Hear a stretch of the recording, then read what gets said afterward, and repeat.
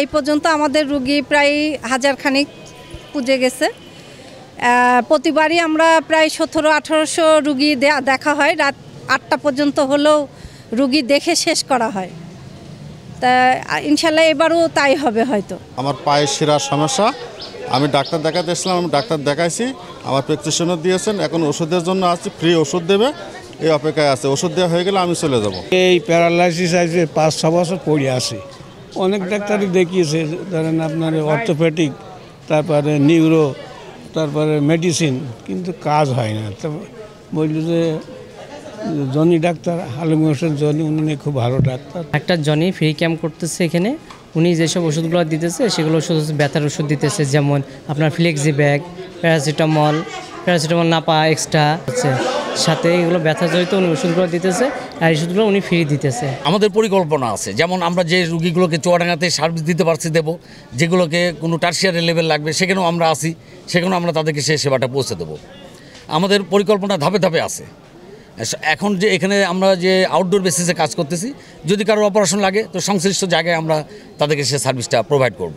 তো আমি orthopaedics related যত ধরনের রুগী আছে সেই রুগীগুলোকেই আমরা মূলত স্বাস্থ্যসেবা দিয়ে যাচ্ছি। এটা আমাদের আজকেই প্রথম নয়, আজকে আমাদের 4র্থ বর্ষে পদার্পণ করছি আমরা এই প্রোগ্রামটা।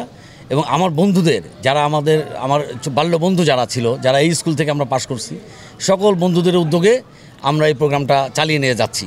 প্রতি বছরের ন্যায় এবারও আমরা ঈদের পরে, আমরা যারা ঈদে দেশে আসি, আমরা একসাথে আড্ডা দিয়ে বিভিন্ন জায়গায় সময় না কাটিয়ে আমরা পরিকল্পনা গ্রহণ করছি আমার বন্ধুদের উদ্যোগে, যে আমরা সবাই মিলে একত্রিতভাবে আমার দেশের জনগণ, মানে দেশের যে প্রান্তিক জনগোষ্ঠী আছে, যারা খুবই দরিদ্র, যারা অর্থের অভাবে ট্রিটমেন্ট পায় না, অর্থোপেডিক্স রিলেটেড সে ধরনের ট্রিটমেন্টগুলো আমরা মানুষকে প্রোভাইড করে যাচ্ছি। তো আমি মনে করি যে দিন দিন আমাদের রুগীর সংখ্যা যেমন বৃদ্ধি পাচ্ছে, তো আমাদেরও পরিধি দিন দিন বৃদ্ধি পাচ্ছে। আমার সাথে আরও কিছু ডাক্তার আছে, আমাদের ছোট ভাইরা আছে, তারা আমাকে সহযোগিতা করতেছে। মানে সকল মানুষের এই স্বাস্থ্যসেবায় নিজেদের আত্মনিয়োগ করার কোনো সুযোগ থাকে না। সবাই যার যার অবস্থান, পেশাগত দিক থেকে তারা একটা অবস্থান পৌঁছে গেছে আমার বন্ধুরা।